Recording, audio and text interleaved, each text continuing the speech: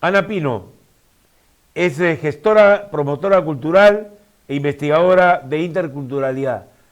Todo este largo título tiene que ver con Puno y justamente con ella vamos a dialogar respecto a la realidad de Puno, que es una realidad que hoy día bombardea al país con muchas verdades y también con las mentiras que se están diciendo sobre la situación en esa región. Ana, buenas noches, ¿cómo estás? Gusto de estar contigo. Buenas noches, muchas gracias por la invitación a la conversa. Para comenzar, quisiera saludar a tu audiencia, pero también hacer una especie de minuto de silencio simbólico por los caídos en en estas circunstancias de convulsión social, y yo diría más política que social, pero que merecen señalarlo y guardar el respeto que corresponde para el dolor de las víctimas. Absolutamente. Va una oración por ellos y además nuestro deseo de que esto no se repita, que se ha dicho muchas veces a lo largo de la vida del Perú, pero en realidad nos conmueve siempre lo que ha ocurrido porque nos ha golpeado duramente sobre la realidad de este país tan desigual. Bien, el tema, Ana, es cómo una tacneña termina investigando tanto sobre Puno. Cuéntanos un poquito tu vida. Te voy a decir que yo soy tacneña de la parte alta de Ah, Tacna. Aymara de Tacna Eh, entonces, ¿es así? sí, sí, sí. Perfecto. Mi padre hablaba aymara, mi familia paterna hablaba aymara.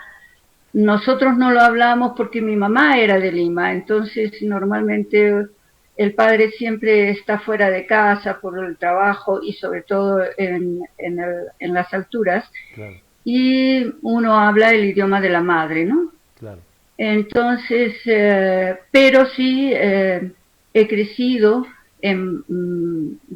después de los 50 años me di cuenta que tenía muchísimo de que mi padre nos había inculcado muchísimo de lo andino, ¿no? Del Claro. sentido de vida andina más que de la idiosincrasia andina. Los Y aymaras son bueno, distintos a los quechuas, ¿no? sí, sí, y es ¿Y una en qué son diferenciación. distintos, ah? ¿En qué son distintos desde tu Mira, punto de vista? a ver, la zona aymara, desde la época de la colonia, eh, negoció, por ejemplo, con el rey para que no hubieran encomiendas en su territorio. Así O es. sea, de la parte de Puno para el sur Ujú. era la parte lupaca y no eran tierras del rey. Ujú. Además, se vieron reforzados en su negociación posterior por la presencia de los jesuitas, que en mi percepción es la congregación religiosa con un proyecto político, ¿no? Y permitieron su ser y estar, ¿no? En ese territorio. La parte quechua, que es de Puno para el norte, sí fue repartida en encomiendas y entonces tuvo otro desarrollo en sus medios de producción y en sus Ujú. condiciones de producción.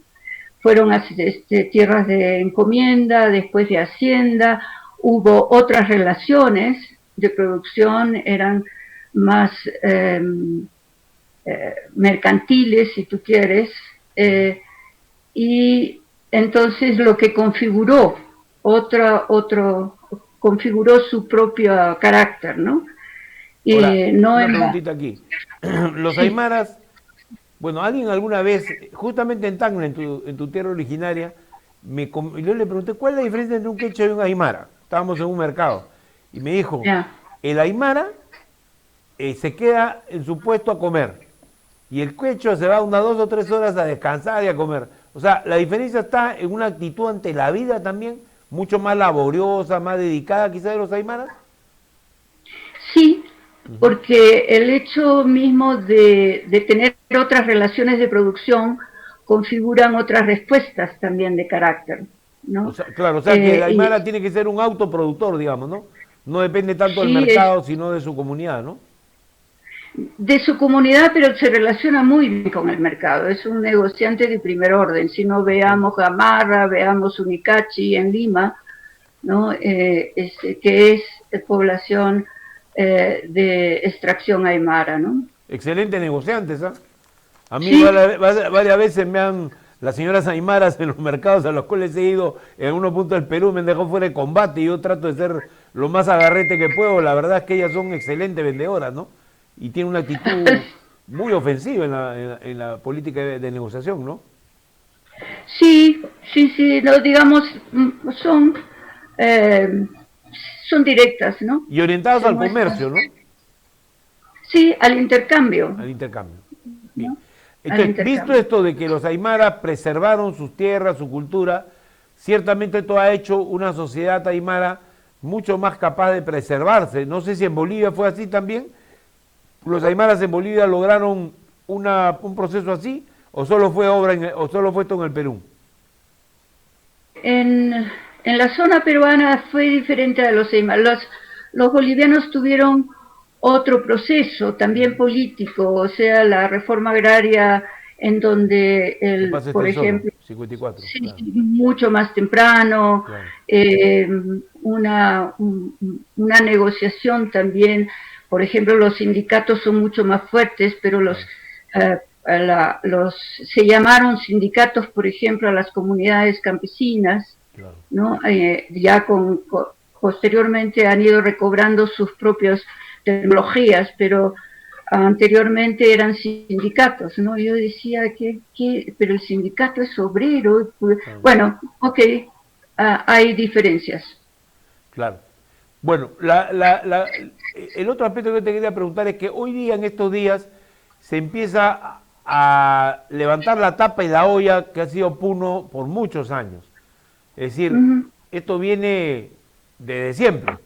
O sea, y tiene una historia muy trágica de la manera como se constituyeron las haciendas, expoliando a las comunidades campesinas después de la guerra con Chile, y además una tradición de represión terrible, ¿no? La rebelión de Manuel Bustamante es una demostración de eso, y hay sucesivos ejemplos de la extremada conflictividad social que hubo ahí y la extremada crueldad que tuvieron los señores de la tierra por encima de los campesinos, ¿no? Entonces, esto es Sí. claro, esto es parte de una tradición, pero ¿qué pasa ahora que el mismo Perú, su gobierno, el primer ministro, cuando se escuchan las reivindicaciones de los puneños y de todo el sur, dicen, todas esas demandas son ilegales, son irrealizables? Hablo de, bueno, de Mm. la renuncia de la presidenta, que es algo perfectamente discutible en cualquier sociedad democrática. En segundo lugar, la constituyente. En tercer lugar, las reformas electorales. En cuarto lugar, en fin, los 4 puntos que han sido levantados por los manifestantes en todo el sur del Perú. Entonces, hay ahí un problema de actitud, ¿no? Yo diría que hay una cuestión de conciencia política, te voy a decir, Ya, porque son reacciones a la invisibilización que tenemos, se ha tenido desde el Estado ujú, para con esta población en general, no solamente los puneños, ¿no? O sea, todo eh, el, eh, el modo de vida, o sea, la filosofía de vida, el horizonte de sentido de vida de estas poblaciones que se han desarrollado históricamente, mucho antes de que la llegada de los españoles. No te olvides que tenemos más de 10.000 años de historia, claro, claro. ¿no? Y si no hubiéramos desarrollado conocimiento, si no se hubieran relacionado adecuadamente con la naturaleza, pues los cementerios estarían llenos, ¿no? Claro. Estaría vacía este espacio que todo el mundo dice que es agreste, que es difícil, pero que ya se han establecido los mecanismos de relación y convivencia con el medio. Claro, claro. Entonces, ya decide seguir inferiorizando o seguir invisibilizando a toda esta población que, ya te digo, no es exclusivamente en Puno, sino en toda la población serrana, entre comillas. Es ya la gente siempre Bueno, la gente pide reconocimiento. Claro, Es o sea, decir, Ana, si me permites, este ya, movimiento se parece a otros que había en la historia del Perú que levantaban reivindicaciones políticas. Porque justamente un comentario que han hecho los gobernantes actuales que me pareció completamente inopinado, es decir, de que eran reivindicaciones irrealizables. Pero decirle eso al actual Puno, a la gente que hoy día habita Cusco o que habita muchas de estas zonas serranas, es realmente tomar una actitud de negación de la ciudadanía, ¿no? Es casi como que ellos son habitantes de estas tierras, pero no son ciudadanos, no tienen derecho a debatir los temas políticos. claro, esa falta de reconocimiento, esa falta de consideración a su condición de ciudadanos, eso es lo que creo que se reclama, se vindica y se reivindica, ¿no? Claro. Entonces la gente reacciona, por ejemplo acá han reaccionado por esas manifestaciones de que están siendo financiados por el narcotráfico, que Así es. están siendo que los ponchos rojos, bueno, todo el discurso que ha Claro. venido es insultante Como si no para fueran las... capaces de poder sublevarse ellos en Exacto, orden y hacer sus manifestaciones políticas, ¿no? como si ellos fueran marionetas, ¿no? Y que hubieran los titiriteros que los manejan, ¿no? Yo, por ejemplo, estaba pensando en algún momento cómo será, con algunas caricaturas, cómo será la reacción de la señora Boluarte cuando ve que ella está siendo caricaturizada como una marioneta con otros Claro, titireteros arriba. claro, Eh, entonces, yo creo que se indigna, claro. ¿no? Y entonces, si ella se indigna, ¿por qué otros ciudadanos no pueden indignarse Mira, con lo que ella yo misma creo, Ana, dice? si me permites, a ver, Uh esto va a -huh. sonar un poco cruel, pero Ya, puede ser una parte de la explicación, ¿no? No hay que olvidar que la familia Boluarte es de una familia de medianos propietarios de tierras de Chalhuanca, ¿ok? sí, Y el señor acá se Otárola, denominan mis. igual, Ajá, tiene un origen en ya. una familia terrateniente de Ancash. Mi Uh familia también -huh. viene de Ancash, por eso sé estas historias. Entonces uno dice, Ya. ¿no es este lenguaje demasiado afín a la estructura de dominación del Perú tradicional de la sierra? Porque al final son dos serranos los que se están peleando con toda la sierra de este país. Entonces me parece una cosa realmente muy triste, ¿no? Pero que muestra cómo a veces las diferencias están metidas peor que las vacunas en el alma de la gente, ¿no? Pero es que hay serranos y serranos. Lo que tú, digamos, el estrato social que está señalando como el origen del señor Otárola y de la señora Boluarte es el de hacendados, Los mistis ¿no? y Los hacendados, ¿no? mismos, Claro, ¿no? Y que tienen otra actitud, o sea, otra actitud con relación al común. claro, Inclusive en la historia ellos han sido los que han despojado, los que han arrimado a las comunidades y a los ayllus claro. hacia zonas que digamos, donde la producción no es igual como para que tenga la necesidad de ser pongos o de ser Claro, yanaconas o de ser, ¿no? claro, Entonces es otra dinámica cultural claro. la que se ha establecido Cuyos rezados pueden estar en la cabeza y en la manera de pensar de gente que usualmente tiene una relación con el sistema como gente capaz, inteligente, pero que en esta reacción, que está muy identificada también con lo que a veces dicen los militares más de derecha en este país, tiene que ver con una falta de comprensión del otro, ¿no? Y parece que esa es un poco la esencia del lío que estamos pasando. Se mandaron dos discursos que terminaron de liquidar al gobierno, ¿no? Exacto, Y ojo, ahí ahora, la indignación aymara, según me cuentan a mí, ¿no? La indignación de los aymaras ha sido tremenda. O sea, una sí, indignación que lo lleva a venir a Lima y además donde el insulto no se toma como un insulto personal, sino un insulto a su comunidad colectivo, y un insulto a su etnia, ¿no? sí, Inclusive yo creo que la voluntad de tanta gente que ha viajado a Lima es porque en su último discurso la señora Boluarte dijo un grupo minúsculo, Sí, sí, sí, ¿no? sí, terrible. Y entonces, ¿a qué? ¿Un grupo minúsculo? Bueno, vamos a demostrarle que no es así. Claro. Entonces, Bueno, y es trágico, ¿no?